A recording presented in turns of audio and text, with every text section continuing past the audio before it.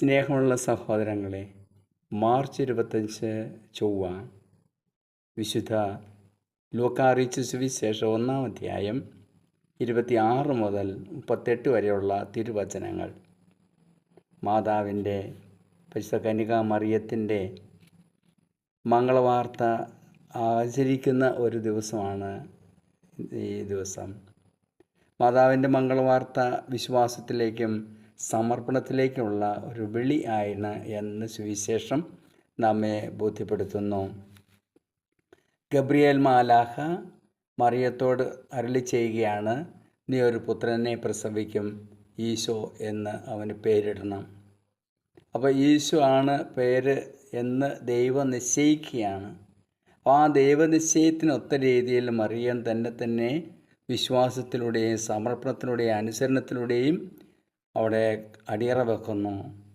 സ്വയം ഒരു സമർപ്പണത്തിലൂടെ ഇതൊരു സുവിശേഷാത്മകമായ ചരിത്രമായി മാറുകയാണ്. മാതാവിൻ്റെ ജീവിതത്തെ ആകെ മാറ്റിമറിക്കുന്ന ഒരു വലിയ സന്ദേശമായിരുന്നു ഇത്. ഗബ്രിയേൽ ദൂതൻ കന്യാമറിയത്തെ കൃപ നിറഞ്ഞവളെ എന്നാണല്ലോ അഭിസംബോധന ചെയ്തത്. കൃപ നിറഞ്ഞവൾ, ദൈവത്തിൻ്റെ പുത്രി എന്ന മഹനീയ സ്ഥാനം അലങ്കരിക്കാൻ പോകുന്ന മറിയം കൃപ നിറഞ്ഞവളായിരുന്നു. മാലാഖ ആ ഒരു സ്ഥാനമാണ് മറിയത്തിന് കൊടുത്തത്.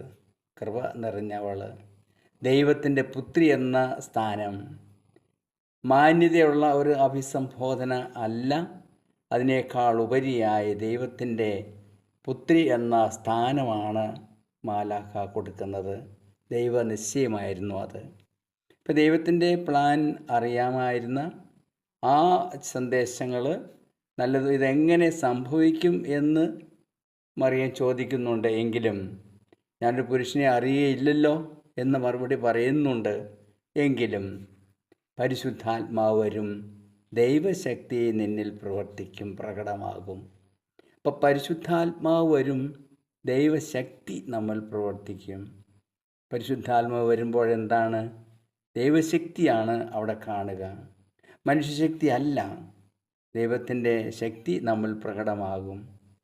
അങ്ങനെ ഇതാ നിൻ്റെ ദാസി, നിൻ്റെ വചനം പോലെ എന്നിലാകട്ടെ എന്ന വചനത്തിനുള്ള വഴക്കമാണ് മറിയം അവിടെ കാണിക്കുന്നത്.